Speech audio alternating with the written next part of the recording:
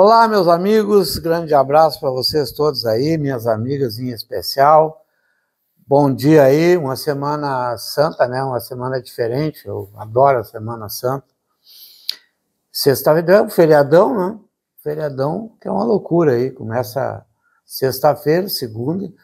Até parece que eu tenho uma... Bom, primeiro eu vou falar aqui para vocês, os nossos patrocinadores, depois eu vou falar que o STF deu 12 dias de feriadão, vai completar 12 dias. Rumo certo, nossos alunos são doutores em trânsito. AMAN, líder mundial em usinas de asfalto. Sociedade de ônibus gigante, limitada surgiu. Juntos chegamos longe. Mecânica Pina, cidades bem cuidadas. Galeto Mamma Mia, ali no shopping Gravataí, culinária italiana, melhor estilo. Banrisul, nossa conexão transforma. Pacheco, onde eu estou fazendo minha posto de renda 2023, não, 2024, né? 2024. Pacheco, contabilidade das melhores aí da cidade. GM, não é só contabilidade, né? Tem assessoria, diversas, empresarial, enfim, né? GM do Brasil, questão de impostos, tal, isenções e diminuição de multas e etc. Tal. GM do Brasil, juntos na direção. Prado, a cidade que você quer, nós estamos construindo, aquela maravilha lá que é o Prado, bairro Cidade. Eu estava falando, né? Mas já falei, né? Que o STF vai tirar 12 dias nesse feriadão, que para todo mundo é 4, mas para algumas instituições, como o STF, são 12. Bom, para não misturar os assuntos, eu estava ali a propósito que eu estava falando da Semana Santa, né? Deixa eu me organizar. Falando nisso, tem a Páscoa agora, né? E o que está de caro os ovos, só porque é redondo.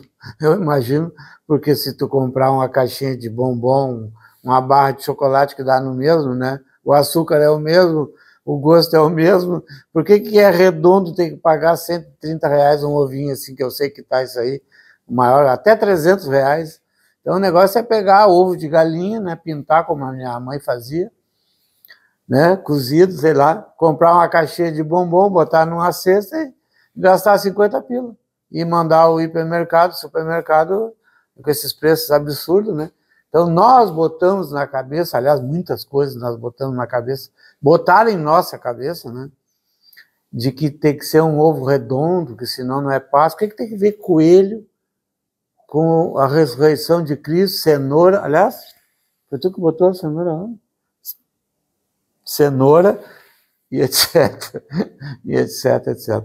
Bom, tu tá perdoado porque ontem tu tá de aniversário, fez uma decoração aqui, né? Até eu não preparei, né, Nani, uma música para cantar para ti, um dizer, eu já cantei tantas, né? Mas na calada da noite, né? Mas eu quero registrar teu aniversário, foi dia 14, né? Ganhou um monte de parabéns, merece. É uma mulher bonita, de muitos predicados, né? E assim, resumindo, eu estou falando, estou pensando o que eu vou dizer, né? Claro, vou dizer uma coisa bonita, né? Que eu acho que uma coisa que eu consegui, pelo menos tu diz para mim, né? Se é falso, não é falso, aí o azar é teu também, né? Tu diz que eu te fiz uma mulher feliz, né? Do meu jeitão, com os meus problemas, com as minhas dificuldades, com as minhas virtudes, mas te fiz uma mulher feliz, o que não é fácil. Fazer a Nani feliz não é fácil. Não pensa que é barbada. Mas no fundo, a Nani é uma mulher que eu casei e vai ser para sempre, né, Nani? Para sempre. Amigos para sempre, não. Amigo sim, mas muito amigo também não é muito bom, né? Tem que ter umas guerrinhas de vez em quando, umas briguinhas, umas divergências, enfim, até para depois fazer as pazes, né? Enfim, tomar aquele uísque e tal. Toma uísque, mas não dirige. Parabéns, Nani. Teus filhos te amam, teus netos te amam, tuas irmãs te amam, tuas amigas te amam e eu também te amo. Beijão. Obrigado pela parceria. Bom, aí eu estava falando no Karnal, né? Que é esse filósofo aqui de São Leopoldo e tal. que agora está no centro do país há muito tempo, Leandro Carnal, sempre entrevistado, eu fiquei tão triste com ele que ele pode ser ateu, mas na época agora ele não acredita em Deus, é claro, ateu, né? A história de Jesus Cristo ele botou um monte de dúvida, né? Para mim, na verdade, ele demonstrou ser um ignorante, espiritualmente, certo? Porque se ele estudou em colégio ali de São Leopoldo de padres, né? Os pais dele eram católicos fervorosos. Eu acho até que ele está revoltado, primeiro, com ele mesmo, porque ele não se completou, eu sei, como homem, né? Como pessoa, enfim, e está querendo agredir os pais, alguém, né? Não gostei do que ele falou de Jesus Cristo, porque, na verdade, ele não tem o conhecimento profundo para saber, para dar esse tipo de opinião, mas ele falou que no meio dos poetas e cientistas do tipo dele, é unanimidade, quem é que não sabe, é unanimidade, né, de que ali ninguém crê na história de Jesus Cristo.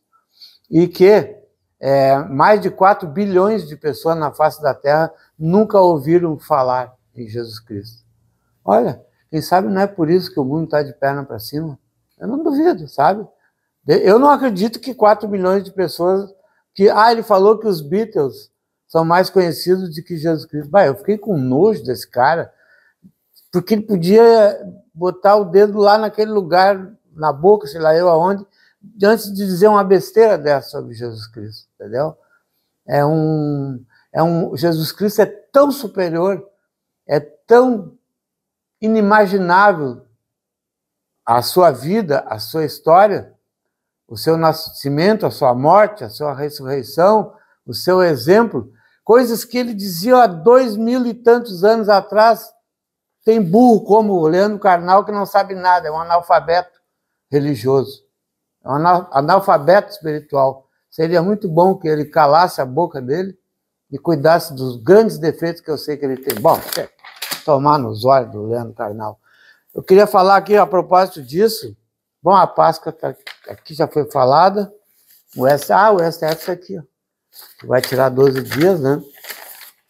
E vai ter festa aqui na nossa Igreja Católica, né? Na matriz da Igreja Católica, festa, digo, que é a ressurreição de Jesus Cristo, né? Não sei se vai ser encenado ou não. A programação completa está aqui da Semana Santa, né? Então, o sábado, agora, sábado, dia 12. Sábado, dia 12? Né? Não, aqui tá 12. Já foi aqui, então já vou entrar lá para cima. Então é dia 16, quarta-feira, né? Celebração penitencial e confissões, né? Com padres da cidade. Dia 17, quinta-feira, atendimento e confissões também. Quinta-feira, celebração do lava-pés, a famosa, né? Que Jesus lavou os pés dos seus discípulos, né? Na instituição eucarística. 18, sexta-feira santa, né? Nós vamos aqui também fazer um peixe aqui em casa também, fazer algumas orações, enfim, né? Nosso Senhor com procissão ao redor da praça, da rua coberta ali, procissão. Todos convidados. E no sábado, 19 horas, celebração da Vigília Pascal. E dia 20 de abril, domingo, né? Que é o ápice da missa de domingo, missa de Páscoa, certo? Aí a programação da nossa Igreja Matriz, Nossa Senhora dos Anjos. Obrigado o pessoal me mandou aí, é muito bom sempre divulgar. Bom, convite também da 7 FETEC, Festival de Teatro de Gravataí. Bacana. Me convidaram aí para o coquetel, né? 7º Teatro de Gravataí chega em 2025 com sua edição multicultural, reunindo teatro, dança, circo, música e outras expressões artísticas. Gravataí está muito bom nessa questão cultural aí, muito legal mesmo. Então, de 22 a 27 de abril, será palco de diversidade cultural, fomento, fruição e intercâmbio entre artistas. Convidando você, Chico Pereira, para o coquetel de lançamento e apresentação da programação oficial no dia 17 de abril, 20 horas, na Casa de Cultura de Gravataí, ali no centro, onde era a prefeitura antiga, na frente da Rua Coberta. Contamos com o amigo, muito obrigado. Se der, a gente vai mesmo. Bom, entrando propriamente dito na questão política, eu queria registrar o que já estava na pauta aqui, já de uns tempinhos, que eu fiquei abismado quando eu li no Jornal do Comércio, de que, aliás, eu tenho um assunto aqui do Jornal do Comércio daqui a pouco, de que a prefeitura de Novo Hamburgo está quebrada, totalmente quebrada, não paga as contas. Nossa, tem fornecedor atrasado 9 meses, estão querendo né, como é que pode dizer assim, fazer um novo financiamento para eles pagar a prazo e uma série de coisas, quebrou. Então eu não estou entendendo, né, quem é que quebrou a prefeitura de Novo Hamburgo, quem é que é a prefeita, né? Está aqui, ó, com dívida que superam a 200 milhões. Novo Hamburgo decreta calamidade financeira. Calamidade financeira. A prefeitura de Novo Hamburgo, no Vale dos Sinos, decretou o estado de calamidade financeira. A decisão foi anunciada nesta quarta-feira e ocorre dívidas acumuladas de 200 milhões. A pandemia, mas a pandemia, Covid, todo mundo teve, Gravataí teve, né? Gravataí, pelo contrário, né? Está uma prefeitura, até onde eu sei, equilibrada, né? Tá, tem dívida, todo mundo tem dívida, né? Mas por causa de exatamente pandemia e uma série de coisas, né? E aí, gente, mas quebrar, isso aí é má gestão. Se não me engano, era uma mulher lá, prefeita, chamada Fátima Daut, se não me engano, era prefeito que largou nessa situação. Os prefeitos novos agora que estão se virando aí com esse estado de coisa. A Fátima Daut não era do PSDB? Acho que ela era do PSDB e vai para o MDB, se não me engano. Aliás, ela vai para o lugar certo. Bom, então, dado esse recado aí, passamos à próxima notícia. Essa notícia aqui, vocês vão ficar assim, agora vai. Agora o Rio Grande do Sul, Porto Alegre, a grande Porto Alegre, vai resolver todos os seus problemas. Por quê? ONU decide abrir escritório no Rio Grande do Sul. Até bati aqui. Não, isso é piada. Só pode ser piada. Agora, o que a ONU... Se a ONU lá, na sede dela, em Nova York, né? Acho que é Nova York ou Washington. Já nem sei Nova York. Bom, não sei. Tanto faz. Não faz nada em nenhum dos lugares mesmo. O que a ONU vai adiantar abrir um escritório em Porto Alegre? Mas nada. Só cabide de emprego. Mandar dinheiro dos países trouxas, que dão dinheiro para eles, tal, para eles ficar lá. Os intelectuais lá, de canhota, de esquerda, pode ser, a ONU tem a tendência totalmente esquerdista, né? Tanto que tem coisa aí das guerras que estão acontecendo no momento que não dá nem para dizer que é verdade que tinha um funcionário da ONU lá, metido lá no meio da guerra, ajudando os países, ajudando o Hamas, né? Exato, ajudando o Hamas contra o... Esqueci do país ali. Israel, né? Obrigado. Hoje não estou muito... Do que está mais calma, ajudando Israel. Então, assim, ó, abrir escritório da ONU em Porto Alegre, olha, seria melhor abrir um escritório da Academia Brasileira de Letras, que também não é nada, que vamos lá tomar chá e conversar fiado e não adianta de nada. Para mim, a ONU e a Academia Brasileira de Letras dá no mesmo. Bom, eu falei do Jornal do Comércio, né? Até trouxe aqui. Quase que eu trouxe de carrinho. Olha o tamanho da edição do Jornal do Comércio. Tem 200 páginas. Que loucura! Cadernos, marcas e líderes. O que eu quero dizer com isso? Eu quero dizer com... Olha aqui o tamanho do Jornal do Comércio. Não, inclusive, eu já escrevi. Eu escrevi 3 anos no Jornal do Comércio. Na contracapa do jornal Cidades, que é encartado aqui. Falo das cidades do Rio Grande do Sul. Tinha ali o meu nome ali e tal. Bom, então eu gosto muito do pessoal minha amiga era Zaida Jarros, né? Hoje é os tumeleiros que estão dirigindo lá. Olha aqui. Quase que eu trouxe de sacola isso aqui. Até dá muita inveja para 0 Hora, né? Correio de Pouso, tal aí. Que olha, isso aqui faturaram quase uns 3 milhões nessa edição aqui, tranquilamente. Na boa, né? Fazendo marcas e líderes aqui, muitos apoios grandes da indústria, do comércio. Claro, aí que eu quero fazer o paralelo. A 0 Hora está 10 finurinhos. Ontem a 0 Hora tinha 20 páginas. Eu já fiz jornal com 40 páginas. Ah, dá uma tristeza de ver a 0 Hora com 20 páginas. Mas, claro, eu acredito que os acionistas, os diretores, superintendentes, presidentes da RBS, na questão do jornal e na questão toda editorial, não estão muito interessados, talvez, no que eles dizem. Os colunistas, né, os esquerdistas, que a 0 Hora e a RBS é mandada por jornalistas de esquerda. Rosane Oliveira. E, nossa, os programas da manhã, a gente vê, se irrita com aquilo ali. E isso é reflexo aqui. Os industriais, os comerciantes, as pessoas produtivas do Rio Grande do Sul vão apostar onde? Vão apostar num veículo que valorize o capital, o trabalho, o esforço do empresário, a sua história, tal, e não um veículo do tamanho que a RBS, que no seu editorial e através dos seus jornalistas na caneta, que nem a caneta é fazer as matérias no computador, né? Toda a edição se dirige ao PT, à esquerda. Sempre quando dão uma opinião, já sabe que ela vai desviar para a esquerda. Então, os empresários são trouxas, são bobos. Quem é que não sabe que tinha anúncios maravilhosos? Aí o governo do estado, que também é meio esquerda, né? O governador e tal, né? O governo do estado, a assembleia, vão segurando as pontas. Mas anúncio, aqueles baita anúncios que tinha no jornal 0 Hora, não tem mais.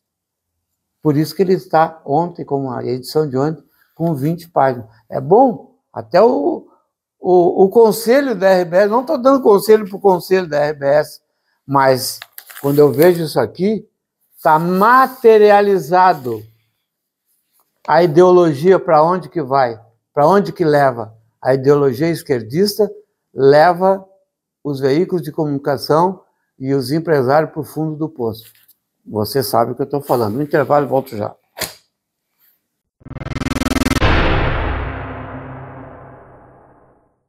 Indo para os finalmente, meus amigos e minhas amigas, vou falar aqui do que está fervendo, do que está acontecendo na política nacional. Só se fala nisso. Eu recebi aqui um folder, um recado aqui do gabinete, dos assessores, né, do Zucco, né, deputado federal Zucco, que diz assim: ministros do STF, que era só para se ater à Constituição, a coisas jurídicas. Ministro do STF pressiona o governo para barrar a anistia e a oposição reage dizendo que é um atentado. O que estamos presenciando, falou o Zucco, é um atentado aberto contra a independência do Poder Legislativo, declarou o deputado Luciano Zucco. Bom, realmente, eu estava vendo agora os noticiários, né, e aquilo que eu falei para vocês, lembro bem, quinta-feira. O que adianta nós pegar o nosso título e votar e depois mandar um monte de cara lá, 500 e tantos, gastando bilhões e bilhões para decidir? Claro, por que a gente bota deputado lá federal? Não é para fazer o que eles estão fazendo. O Mota, presidente da Câmara, já tem as assinaturas suficientes para botar em votação o projeto de anistia e está enlouquecido, dando explicação para o Lula, dando explicação para o STF, para o bispo, para todo mundo. Só não dá explicação para a população. Por que ele não... Agora, eu imagino que vai dar uma repercussão, uma loucura, se ele não colocar, porque tem as assinaturas, para entrar, inclusive, em urgência. Se isso não acontecer, escreva o que eu estou dizendo. Vai começar a ebulição, as coisas a ferver muito mais no nosso país. E a não colocação, que eu não acredito que ele seja louco para fazer isso, esse Mota, a não colocação na pauta vai ser o início de uma grande ebulição, uma grande efervescência política do nosso país, mais do que já está. E eu estava olhando agora há pouco, né, para encerrar mesmo, mas eu vou botar porque eu quero me divertir. Eu me divirto com aquele biquinho que a Andréa Sadi, que é ela que botou o Lula lá, a Globo botou lá. Eu lembro que ela fazia comentários, dizia horrores do Bolsonaro. Por sinal, graças a Deus, o Bolsonaro fez uma operação horrível, 12 horas de operação, segundo o médico. Foi a mais difícil desde que ele levou a facada. Imagina, 12 horas, né? O cara com 70 anos. É forte, o brigadiano é forte. O capitão. E aí a Andréa Sadi estava churumingando na Globo ontem, e eu vou mostrar para vocês, para encerrar, como eu gosto, como eu adoro de ver a Andréa Sadi lamentando porque o governo do Lula não teve base suficiente para segurar o projeto de anistia que eu acho que vai para o plenário, certo? Vamos ouvir a Andréa Sadi e eu me despeço, só para nos divertir dela, me despeço e volto amanhã, se Deus quiser. A semana passada, o governo estava às voltas com a PEC da segurança pública. A gente viu o ministro Lewandowski, que sentou com os líderes e tal. O problema é que o Congresso se impõe, que é legítimo. Mas é o Congresso a Câmara. Ou é o bolsonarismo? A turma, né? A maioria. É o Congresso, a gente tem esse ponto. O governo, acho que a gente pode chegar num meio termo aqui, que é o que eu falo sempre. O governo, o que essa pauta mostra? Sabe aquela coisa de o que aprendemos hoje, classe, o que aprendemos hoje? Como eu sempre digo, o governo não tem base. O governo, esse projeto de anistia está escancarando o fato de que o governo não tem força no Congresso Nacional.